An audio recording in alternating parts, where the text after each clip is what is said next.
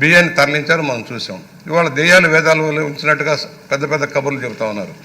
నేను అడుగుతూ ఉన్నా, అసలు రాష్ట్రంలో రేషన్ కార్డులకు సప్లై చేస్తున్న రేషన్ ఎంత? ఇవాళ ఎందుకంటే చాలామంది ఆ బియ్యాన్ని వాడుకోకుండా ఇతర అని అమ్ముతూ ఉన్నారు.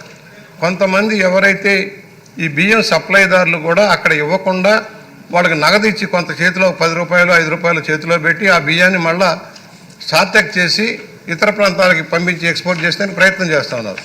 దీనివల్ల ప్రభుత్వం ఎక్చక్ర మీద భారం పడుతూ ఉంది, సామాన్య ప్రజలకు న్యాయం జరగడంలో. సాత్యక్ పేరుతో దోపిడీ చేశారు గత ప్రభుత్వం. ఇవాళ ఇంటింటికి బియ్యం సప్లై చేస్తా ఉన్నారు అధ్యక్ష. ఇంటింటికి సప్లై చేస్తామని 1600 కోట్ల రూపాయలు ఖర్చు పెట్టి అయ్యగారి సుందర ముఖార విందం బొమ్మలు వేశారు. అది దగ్గర పిచ్చి పరాకాష్ఠ చేరిన గత ముఖ్యమంత్రి గారు చేసిన నిర్వాహకం ఏంటంటే పిల్లలు ఆడుకునే క్రికెట్ కిట్లు వేసుకున్న గార్డులు కింద గార్డు మీద కూడా ఆయన బొమ్మ వేసుకున్నాడు అధ్యక్ష. చిన్నపిల్లలు వేసుకున్న గార్డు మీద కూడా ఆయన బొమ్మ వేసుకున్నాడు. అంత పిచ్చి పరాకాష్ఠకి కేవలం ఆయన ప్రచార ఆర్భాటం కోసం ఇంటింటికి అన్నారు. ఇంటింటికి ఇచ్చారా?